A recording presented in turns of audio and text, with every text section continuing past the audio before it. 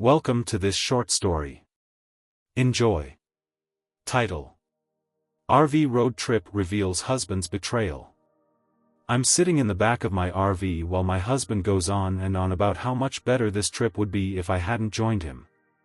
This might be a bit confusing, but I'll do my best to explain. I'm typing this on my tablet, so please forgive any errors. This is the first time something like this has happened in our marriage, and I'm at a loss about what to do. I've been writing romance novels since college. I've been relatively successful and make around $40,000 a year from book sales. This income allows me to stay home during the day to write and also create crafts for my Etsy shop. A few years after college, I met Tim. We hit it off right away, dated for 3 years, and then got married. We bought a house shortly after. Tim makes his living from investments and stocks. We keep our finances separate because Tim inherited a substantial amount of money from his family. Before we married, I signed a prenuptial agreement to ease his mind.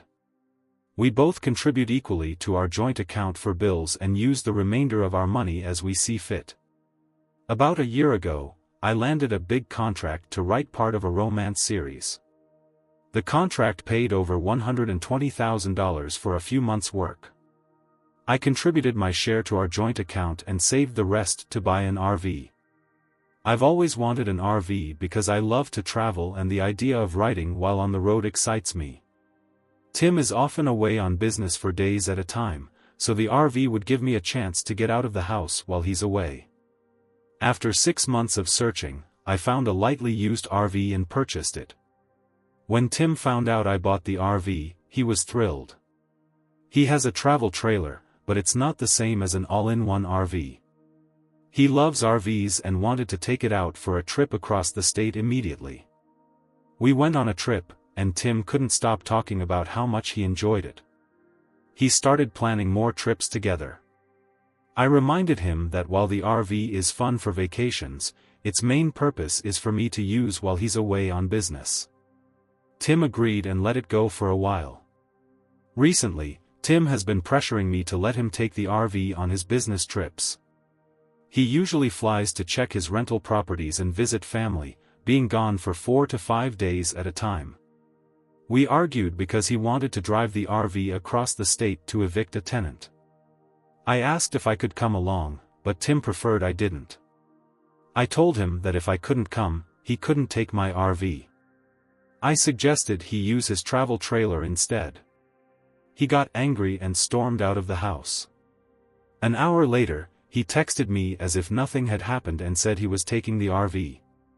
I called him to explain that I don't get to drive his new truck when he's away, so why should he take my RV when I'm not coming on the trip? Tim and I argued back and forth until he reluctantly said I could come if it meant that much to me. I decided to join him, but now I regret it. It's been 3 days, and all Tim has done is rant about how much better the trip would be if I weren't here. This has made me question everything in our marriage, from our financial arrangements to how we argue and function together. This is the first time anything like this has happened, and I don't know what to do. He is still ranting as I type this, which he's never done before. Update. This whole situation makes me very emotional, so please forgive me if this post is not as coherent as I would like it to be. When I posted my story, we were on the road in the RV, and my husband was giving me the cold shoulder while complaining from the driver's seat. Some of you suggested that he might be cheating on me. Tim had left his iPad in the back of the RV to charge while he drove. I'm not proud of this, but I managed to sneak his iPad into the bedroom while he was distracted. He was logged into his email, and I quickly skimmed through his inbox but found nothing suspicious. Then I checked his sent folder and found messages to his ex from college. The messages weren't physical yet, but they were suggestive. Translated from ChatSpeak, one message read, "I can't wait to get my hands on you. It's been years since I felt that mouth. I'm excited." I was disgusted but tried to keep calm. We were headed to his mother's house. Knowing that the messages were in the sent folder meant he had deleted them, trying to cover his tracks. He wanted my RV to take his ex around the state without leaving a credit card trail. I took photos of the emails and sent them to myself as evidence. I then went back to the front of the RV and pretended everything was fine. I apologized, I lied, for how I had acted and suggested we ask his mom to help us work through this. Tim accepted my apology, saying he was glad I had come to see reason. I smiled and nodded, but inside I was furious. We made it to his mom's house, and I made up an excuse to change clothes. Tim went inside without me. I started throwing all his clothes and belongings into a trash bag. I then went inside and found Tim sitting with his mom in the kitchen. He asked what I was doing with the bag, and I told him I was giving him his clothes so I could leave. Tim got angry and asked what I was doing, while his mom was confused. She asked what was going on, and I said, I'm waiting for Tim to explain why he was planning to cheat on me with his ex.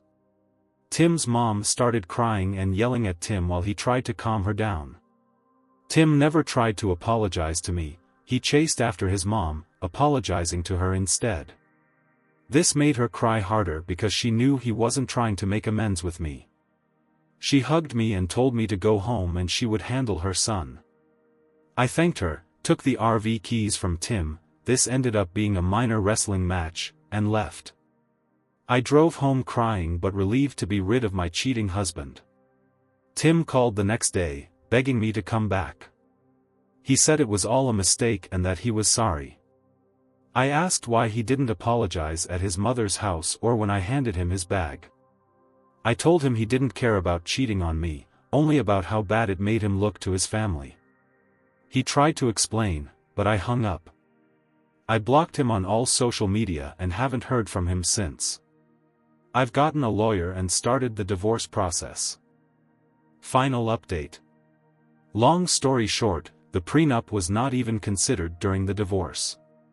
Our lawyers worked out an agreement to split all assets acquired during marriage 50-50 to avoid a drawn-out legal battle. I did end up getting slightly more than I put in during the marriage, but not by much.